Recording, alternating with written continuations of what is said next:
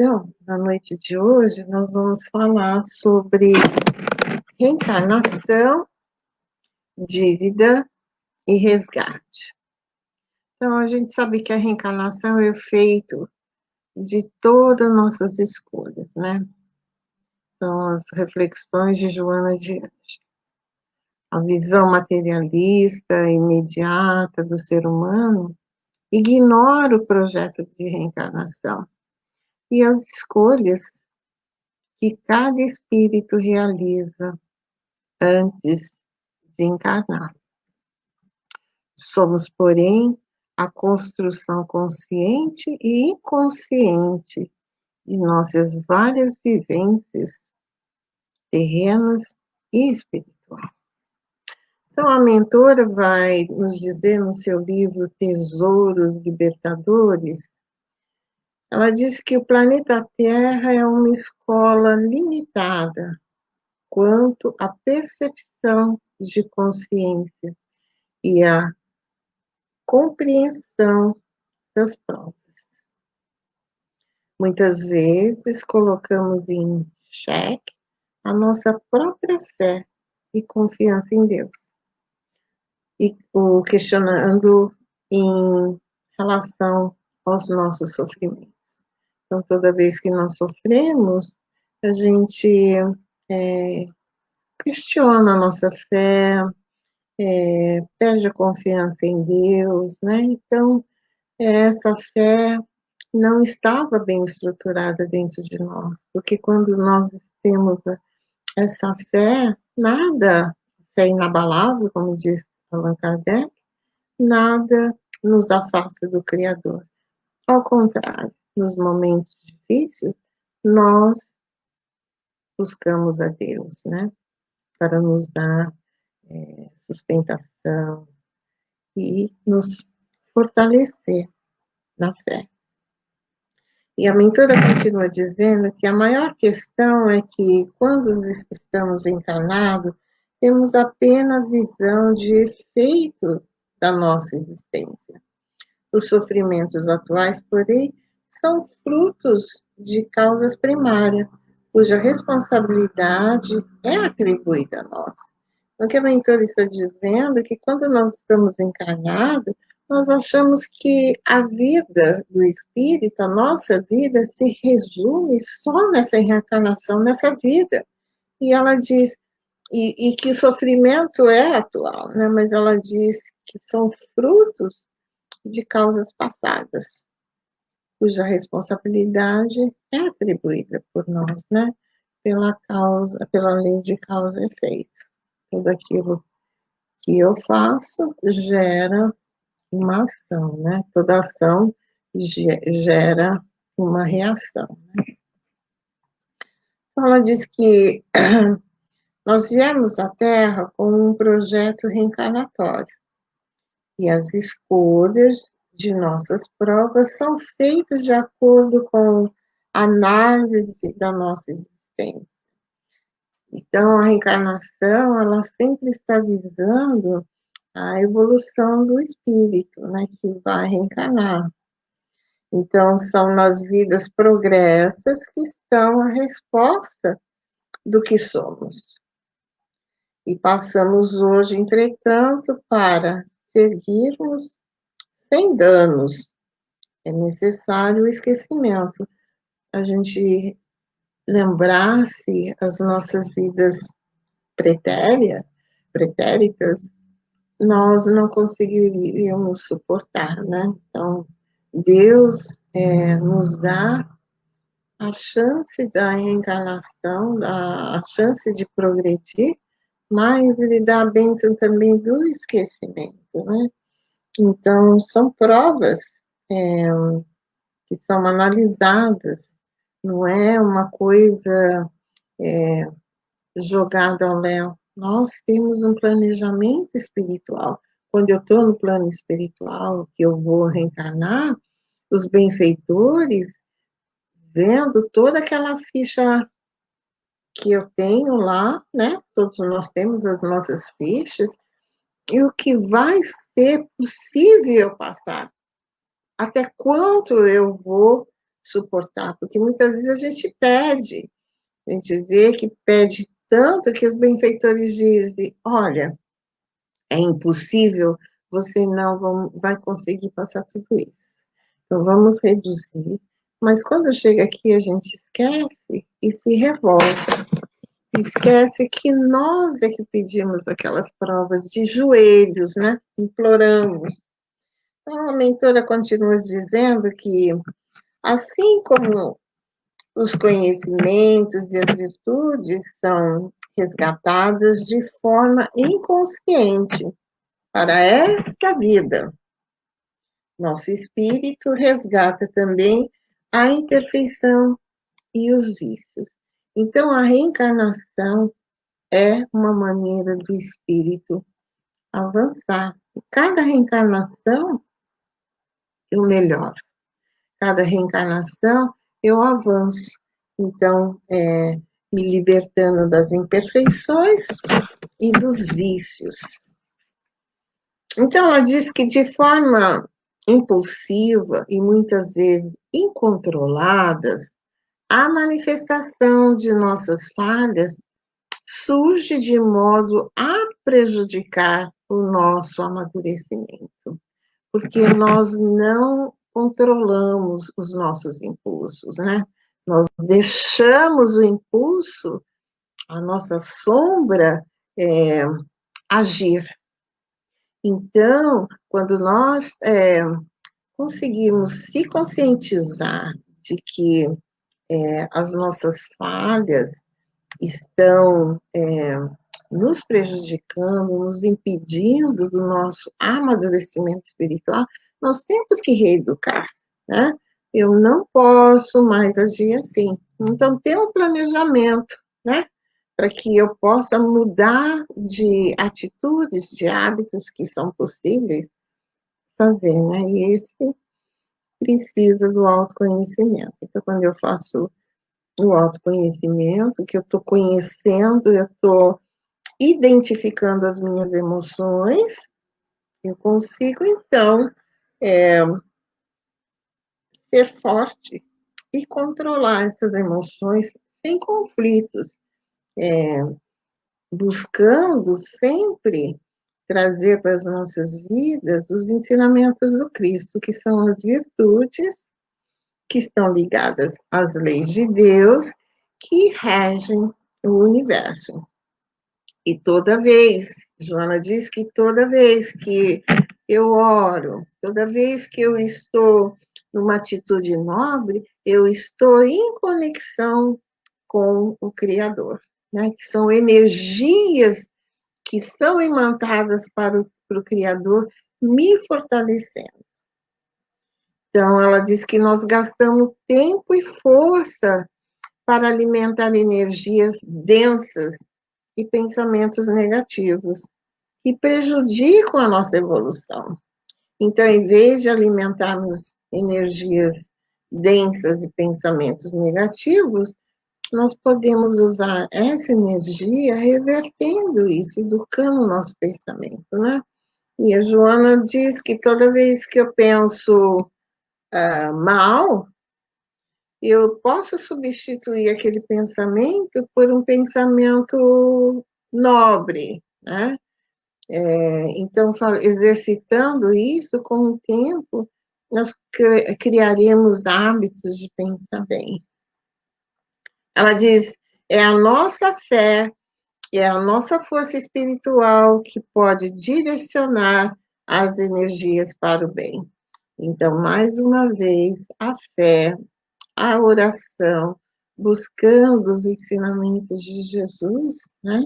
Nós estaremos conectando com os nossos anjos guardiões, os nossos benfeitores, que irão direcionar essa energia para o bem.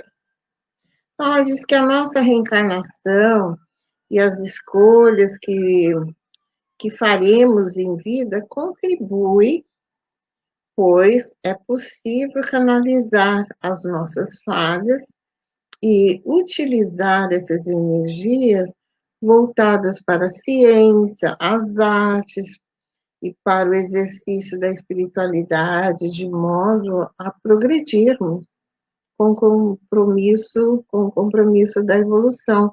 Então, sempre focada em coisas que vão engrandecer o nosso espírito, né? A ciência, a arte, o exercício da espiritualidade, né? Então, todas essas coisas são convite que os espíritos benfeitores vêm nos fazendo há muitos séculos.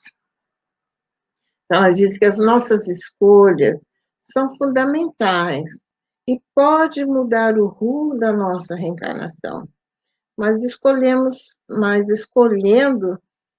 sempre com responsabilidade, tendo a consciência de que todo o mal que eu faço é um mal para mim mesmo. E eu vou ter que colher. Não tem como. É da lei. A lei de causa e efeito é uma lei que rege o universo. Então, se eu ajo mal, eu vou ter que me acertar com essas leis. Mas o Divaldo sempre nos fala na palestra: todo bem que eu faço, eu anulo o mal que eu fiz. Então, eu posso mudar esse karma que eu estou criando, né? Se eu já tenho consciência que eu fiz muitas coisas erradas. Então, agora eu posso trabalhar no bem, auxiliar alguém, ter atitudes que vão me equilibrar com essas leis divinas, através do bem. Então, todo bem que eu fizer, eu estou anulando as coisas, as atitudes equivocadas, vamos dizer assim, que eu tive no passado, né? Então, no seu livro Momento de Consciência, Joana de Langes vai nos dizer, na mensagem chamada Reencarnação e Consciência, ela diz: a conquista lúcida da consciência abre espaço para o entendimento das leis que regem a vida, facultando o progresso do ser, que se entrega à tarefa de educação pessoal e, por consequência, da sociedade na qual se encontra situado. Então, eu estou mudando a sociedade, né? Então, ela diz que quando a gente tem uma conquista lúcida da consciência, eu estou abrindo espaço para o entendimento das leis, respeitando essas leis que regem a vida e facultando o progresso do ser, que se entrega à tarefa de educação. Essa educação pessoal, e, por consequência, isso vai afetar a sociedade, né? Então, a gente vê que com isso que o mundo vai mudar. Eu mudo e a sociedade muda, a sociedade mudando, o mundo também muda, né? Ela diz que a reencarnação é instrumento de progresso do ser. Ora, ele espia quando grave os seus delitos, submete-se às aflições que constituem disciplinas educativas mediante as quais se fixam nos painéis profundos da consciência os deveres de cumprir. Então, olha que interessante, né? Que ela vai dizer, uma hora eu espio. Por que eu espio? Porque eu cometi delitos contra as leis.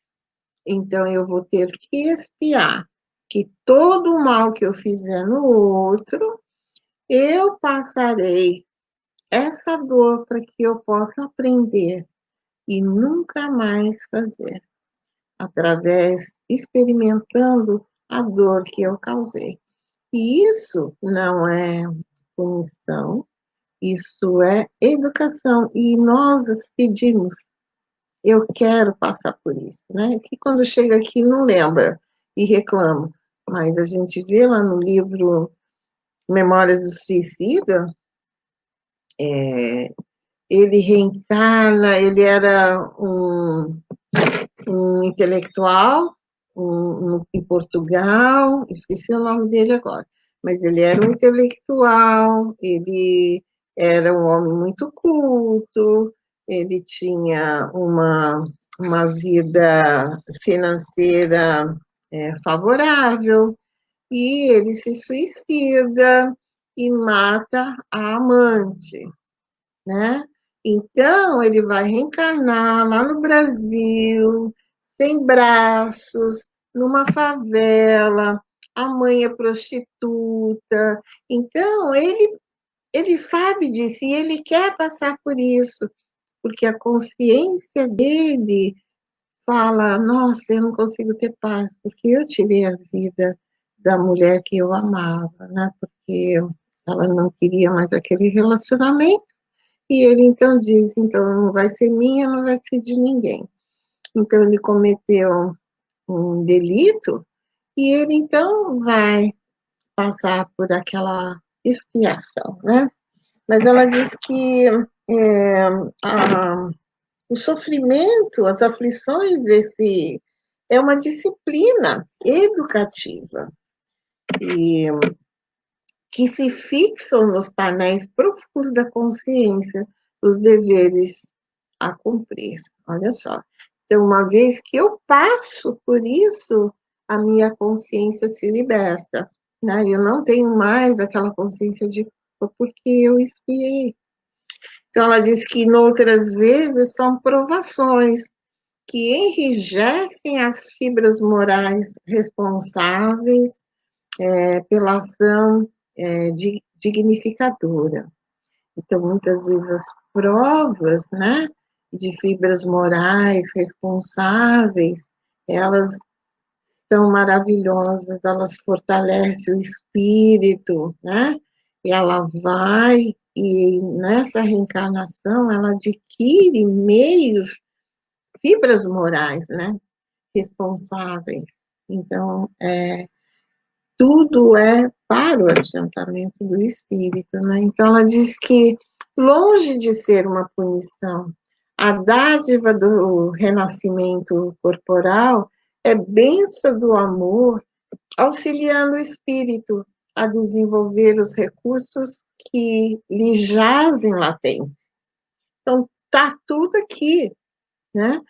Essas virtudes que a gente está em cada reencarnação, tentando vivenciá-los, né, trazer para dentro das nossas vidas, eles estão latentes. Então, conforme eu vou fazendo esse processo da reencarnação, é uma lei de amor realmente, né? Do amor de Deus para conosco. Então, todas as virtudes que estão latentes, elas vão se despertando. Ela diz: como a terra que arroteada e adubada, em condição de transformar a semente diminuta no vegetal, exuberante que nela dorme. Olha que lindo, né? Então, ela comparando nós como uma sementinha, né? Que está ali em condição de se transformar, né? Num vegetal exuberante, mas que no momento a sementinha ainda dorme. Então, somos nós, espíritos, que um dia estaremos sendo os espíritos perfeitos, né? Mas estamos a caminho. Então, ela diz que diante dessa realidade, amplia a tua consciência pela meditação e age com segurança ética, integrando-te ao compromisso de iluminação desde agora. Então, o convite é esse, meditar, né, na consciência, realmente ver o que eu tenho feito, como é que tem sido minha vida, né, como é que eu tenho agido diante das situações que a vida me apresenta, né, e, e fazer isso com aquele compromisso de autoiluminação. E para começar agora, que ela diz, porque nunca postergues os deveres a pretexto de que terás futuras oportunidades. A gente vê que muitas pessoas fazem isso. Ai, quando eu me aposentar, ai, quando eu isso, ai, quando eu tiver tempo, ai, eu não vou mais no centro espírita, porque eu estou muito ocupada com a minha casa, no trabalho, então, quando eu tiver tempo, eu volto. Então, ela disse, não postergue os deveres a pretexto que terás futuras oportunidades, porque a gente não sabe o dia nem a hora que nós iremos voltar para casa, não é?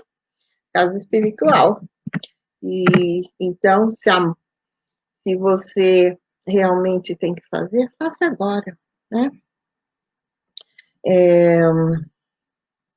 Ela diz que a tua consciência dirá que hoje aqui estão o momento e o lugar para a construção do teu ser espiritual, que se deve elevar, libertando-se do atavismo primitivos e das paixões perturbadoras.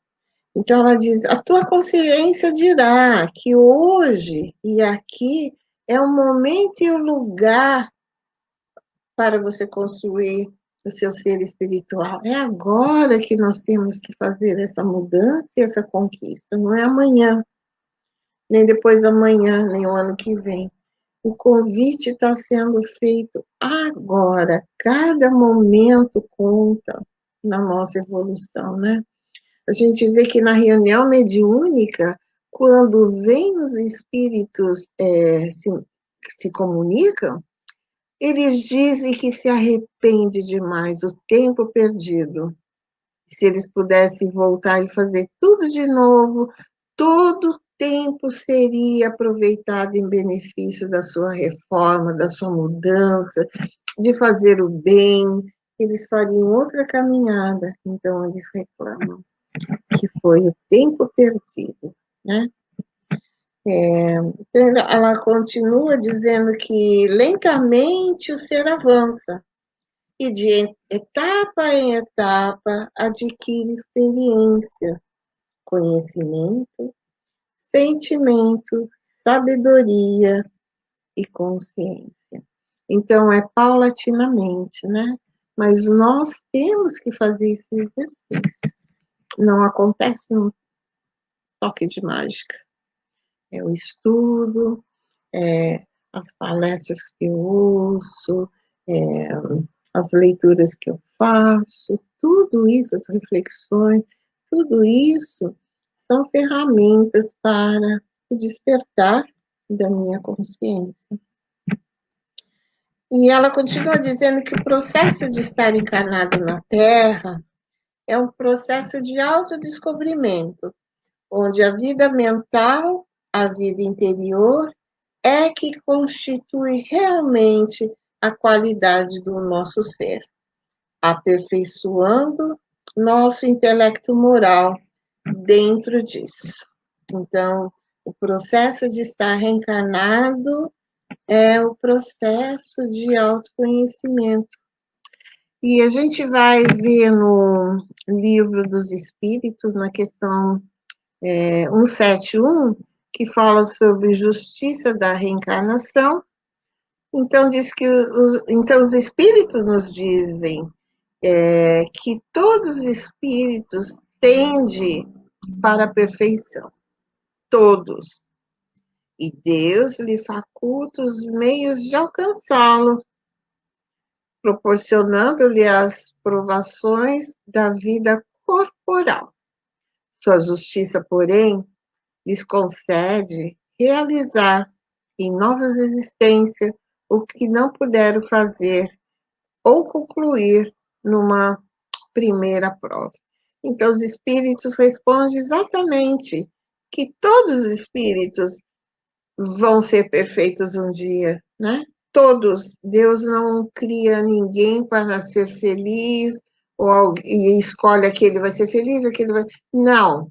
Todos nós fomos criados simples e ignorantes, saímos da mão do Criador e voltaremos para Ele na nossa caminhada, que foi feita pelos nossos esforços, e voltaremos para eles perfeitos, né? Então, a caminhada é longa, Joana mesmo diz que o espírito, ele evolui a cada 10 reencarnações. A cada 10 reencarnações, ele dá um, um passo a mais, vai despertando. Então, por isso, nós não podemos julgar os nossos irmãos, porque cada um está num estágio de evolução, né?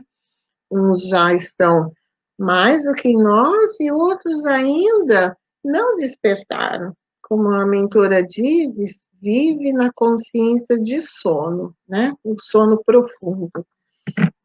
Nós vemos, por exemplo, o espírito de Napoleão Bonaparte, que era um conquistador militarista, dono de um gênio estratégico fenomenal.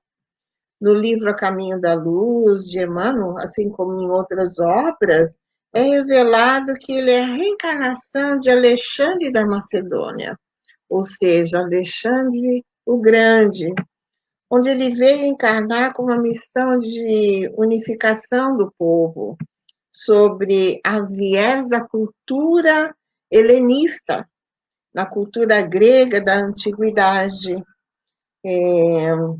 Então, as conquistas que ele fez, ele era o rei da Macedônia, ele conquistou a Grécia e conquistou toda uma região europeia e foi até o Oriente, e que espiritualmente havia uma finalidade para esse espírito, existia uma programação para ele fazer isso, porque ele tinha que ser espalhada a cultura grega.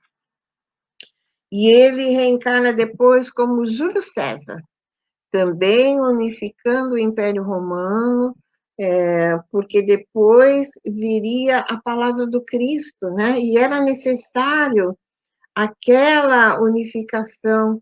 Ele vem depois como Napoleão Bonaparte, porque aquela aquisição da Revolução Francesa e preparando o terreno para a vinda do Espiritismo ali na França, precisavam ser preservadas os ataques das monarquias exteriores de outras potências europeias. Então, ele tinha um papel espiritual, histórico, que foi marcado na espiritualidade, e que nas 3 ocasiões ele falhou por causa da vaidade.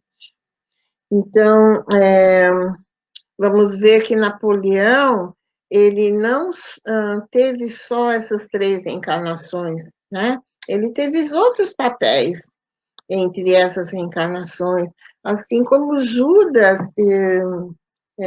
Iscariote, Joana d'Arc, né? Ele reencarna depois como Joana d'Arc, que havia falhado em confiar na forma que Jesus estava desenvolvendo o seu trabalho, né? Faltou aquela fé, e seu excesso de militarismo, de estratégia, também levou ele a falhar. Ele vai reencarnar como Joana d'Arc, mas não conta que a nossa querida Luziana Bahia, ela é trabalhadora da Mansão do Caminho. E ela, então, pergunta ao Divaldo, tio, o que Jesus foi fazer lá com Judas? Judas se enforcou. Ele vai lá para o Vale do Sofrimento. E que Jesus foi fazer lá? Ele foi retirá-lo do vale? Porque se foi isso, não é justo, porque isso é privilégio e é contra as leis. O que Jesus foi fazer? E Divaldo diz, Jesus foi até Judas, porque com a sua presença, a sua irradiação, né, ele afastou os obsessores que o induziram ao suicídio, deixando, então, que Judas fizesse a sua trajetória, né? Então, Judas, como foi suicida, também precisou resgatar aquele dano moral que ele fez no seu corpo e no seu perispírito e na sua consciência, né? Então, Divaldo também fala que entre Judas e Joana d'Arc, Judas teve 11 reencarnações como leproso. Então, ele não saiu de uma reencarnação de Judas, né? Foi um suicida, e na próxima ele vai reencarnar como Joana d'Arc. Não, ele teve 11 reencarnações como leproso, para depois ele reencarnar como Joana d'Arc. Então, veja que o espírito precisa desse processo. Ele está se burilando, né? Ele está realmente despertando a consciência, trazendo em cada reencarnação. Lembramos que Joana diz, em cada 10 reencarnação, o espírito avança. Judas teve 11 reencarnação como leproso, para depois surgir esse espírito que foi Joana d'Arc, espírito de luz, né? Que veio numa missão maravilhosa, né? E Ivone Pereira também, no seu livro Devastando o Invisível, ela conta que espíritos como grandes compositores, né, eles vão ter uma encarnação fenomenal aqui na Terra. Mas como eles são muitos levados pela vaidade, outros aspectos que são inerentes aos desafios de serem músicos, artistas, né? A gente sabe quanto isso pode influenciar num espírito que não tem uma estrutura para lidar com o sucesso, né? Então, eles muitas vezes cometem deslizes, falhas nas suas reencarnações. E ela diz que é muito frequente que eles têm outra reencarnação mais curta, sem serem artistas, somente para corrigir aquelas questões que lhe faltaram. A gente sabe de Mozart, por exemplo, ele era muito infantizado, e Beethoven era muito agressivo, ele tinha uma persona muito grosseira, e na verdade ele fez um grande bem para a humanidade, né? Ele era um espírito até bastante desenvolvido na sua intuição musical, e essa era a linguagem dele, a caminhada dele, a sua missão. Mas também como foi grosseiro, né? Ele deve ter cometido alguns deslizes. E aí até o próprio espírito, né? Ele pede, então, para refazer. Uma vez, Divaldo, numa palestra, ele disse que ele pergunta para Joana, e Freud? Porque ele veio com a missão de trazer a reencarnação, né? Ele tinha esse propósito dentro da psicologia, né, analítica, de trazer o espírito, a reencarnação, e ele não o fez, né? Vejamos que ele, então, vai ter que voltar e fazer terminar, né? Então, ela disse que Freud segue no plano espiritual, estudando, vai reencarnar e vai trazer realmente essa ponte, né? Como ela também, Joana, quando reencarnar, ela vai fazer a ponte com a psicologia analítica com a psicologia transpessoal, né? Então, a gente vê que são processos da evolução que vão trazendo para o espírito ferramentas para que ele possa evoluir, né?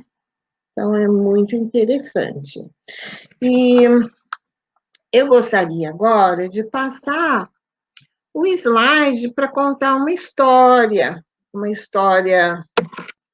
real, um conto que está no livro Contos e Apólogos de Chico Xavier e Humberto de Campos, e a imagem nós compramos, é do projeto Imagem, do nosso querido Américo Sucena, e que conta uma história verdadeira que chama-se Débito e Resgate. Então, aguardem que eu vou aqui trazer os slides.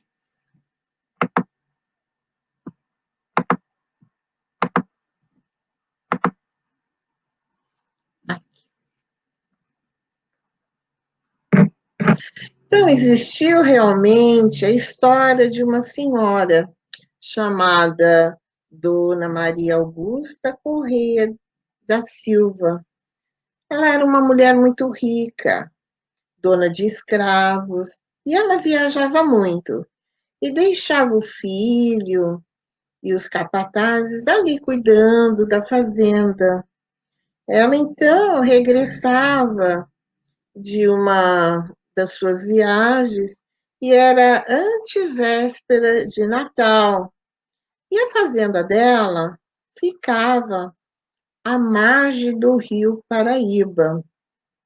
Então, sempre que ela retornava à fazenda, depois dessas viagens demoradas, ela se sentava numa poltrona e os escravos ficavam em fila.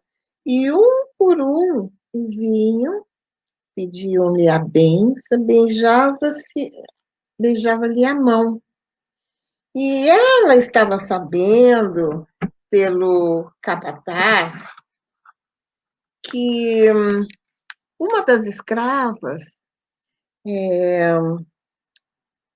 tinha sido engravidada pelo filho dela e iria falar com ela. Mas ela, muito inflexível, sentindo esse sentimento falso de superioridade,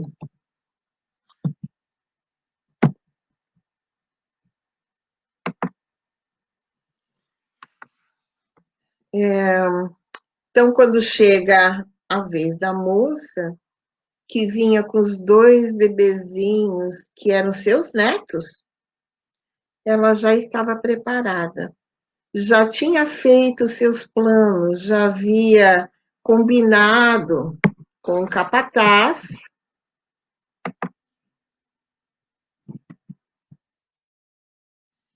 já tinha combinado com o capataz uma ação.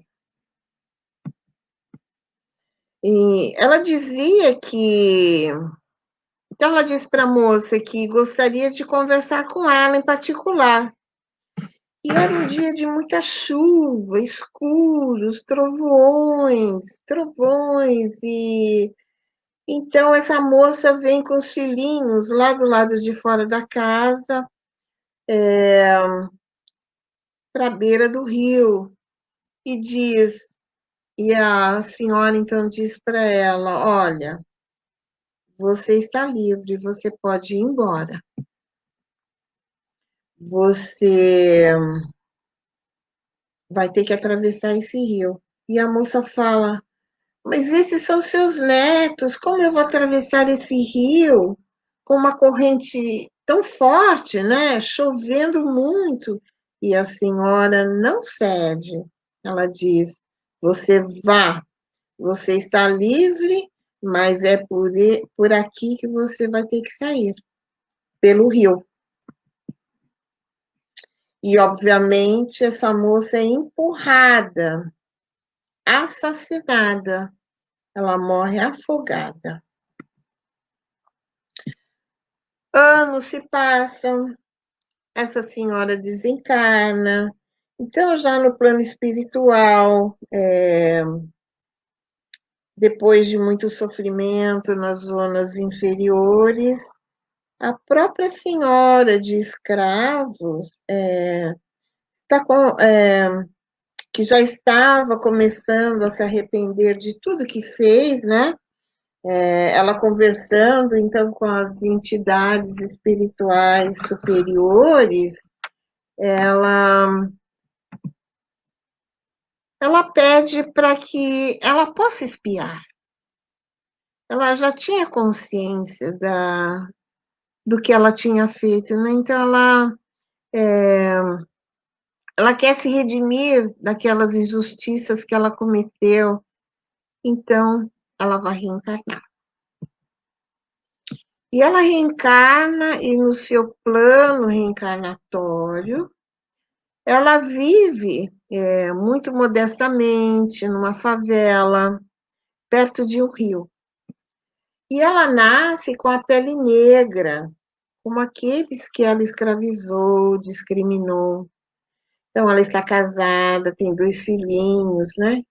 E um dia, numa tempestade muito forte, muita chuva, enchente mesmo, né? Ela, o marido e os 2 filhos,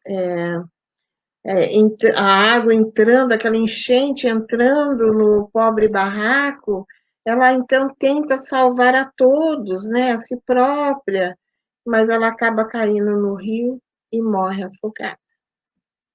Então, este é um exemplo.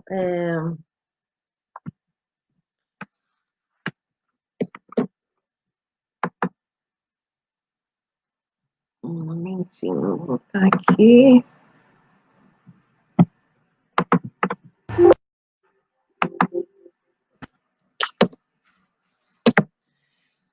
Então, esse é um exemplo muito triste, né? Mas é real.